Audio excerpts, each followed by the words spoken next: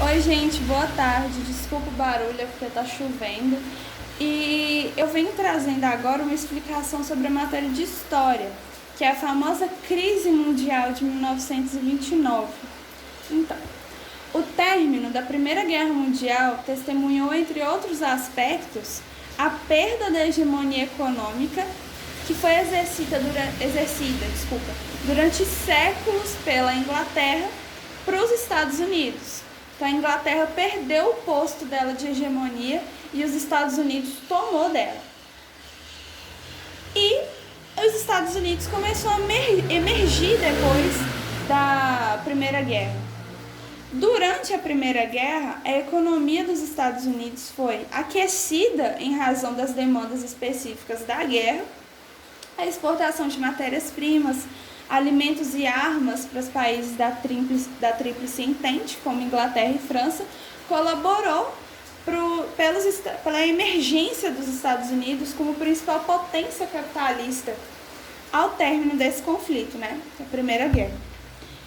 Invertendo a posição de devedores para credores em relação aos países europeus, em especial em relação à Inglaterra, os Estados Unidos passou também a liberar empréstimos dirigidos para o processo de reconstrução do continente europeu. Os países europeus eles começaram a comprometer-se a canalizar parte desses empréstimos para a aquisição e para o consumo de produtos fabricados pela economia dos Estados Unidos.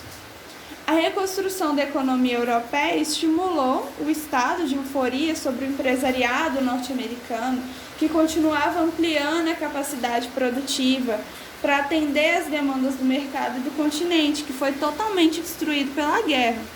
Então, o crescimento da indústria de máquina foi de 562%, enquanto que a produção de aço e derivados do aço cresceu 780%. A produção de automóveis foi de 8 milhões em 1920 para 23 milhões em 1930, para você ter uma noção do tanto que cresceu. Os produtos domésticos, como os fogões, as geladeiras, os rádios, que eram vistos como artigos de luxo, passou a ser artigo de necessidade. E houve uma queda nos preços e transformaram em artigos de grande consumo, porque o pessoal passou a comprar muito, porque agora eles estavam necessitando, que eles viram que isso não era luxo, que agora era necessidade.